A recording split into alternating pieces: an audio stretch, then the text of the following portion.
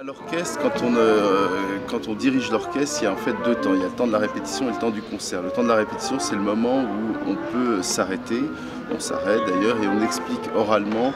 Si les musiciens n'ont pas compris ce que je souhaitais, on explique oralement. Au moment du concert, évidemment, on ne parle plus. Donc la communication n'est plus orale, elle n'est que gestuelle.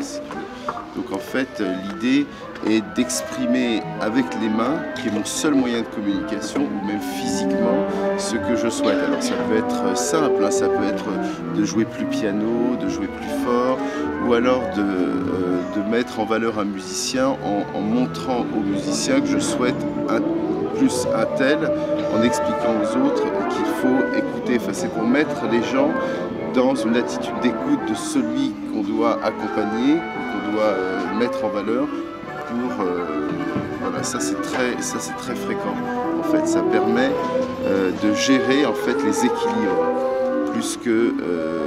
parce que faire partir un orchestre et l'arrêter, bon ça c'est pas compliqué, mais au moment du concert, parce que en fait ce qui se passe c'est qu'en répétition on travaille énormément, on travaille tout et tout est fait, mais c'est au moment du concert, parce que tout est fait, qu'on peut aller un peu plus loin et qu'on peut essayer de faire apparaître des choses qu'on n'a peut-être pas vues en répétition, tout simplement parce qu'on ne peut pas s'arrêter tout le temps et tout dire en permanence. Donc du coup, les mains servent à ça. Alors, c'est plutôt la main gauche qui va servir de ça, parce que c'est la main qui est libre et qui n'a pas de baguette.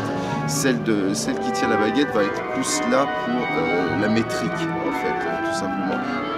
Alors, baguette ou pas baguette d'ailleurs, parce que c'est... il y a les plus grands chefs de la planète peuvent diriger sans baguette, d'autres avec. Enfin, c'est pas...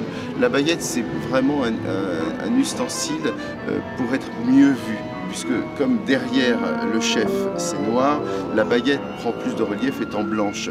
Et c'est surtout très vrai à l'opéra, parce que l'opéra, il y a une distance avec les chanteurs qui est très importante. On est en fosse et les chanteurs sont sur le plateau. Avec un orchestre, il m'arrive de faire des concerts sans baguette, soit parce que je peux oublier, soit parce que j'en ai pas envie.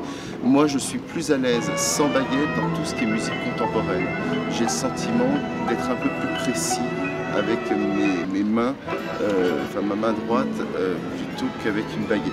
Mais ça, c'est vraiment un sentiment personnel et ça, c'est très personnel. Il y a des musiques contemporaines que je fais avec baguette. Alors ça va être, ou alors quand il y a un tout petit effectif, par exemple, je serais peut-être plus à l'aise avec une symphonie de Mozart sans baguette, ou voilà, des choses.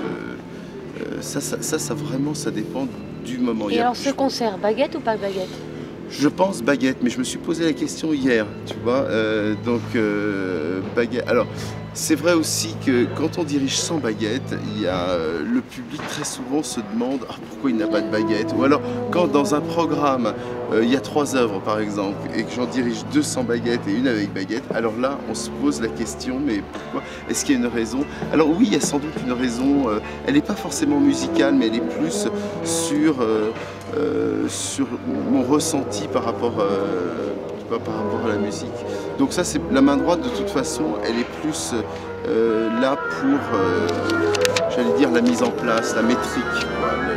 Et la main gauche, qui est celle du cœur d'ailleurs, va plutôt essayer de parler aux musiciens de manière plus sensible.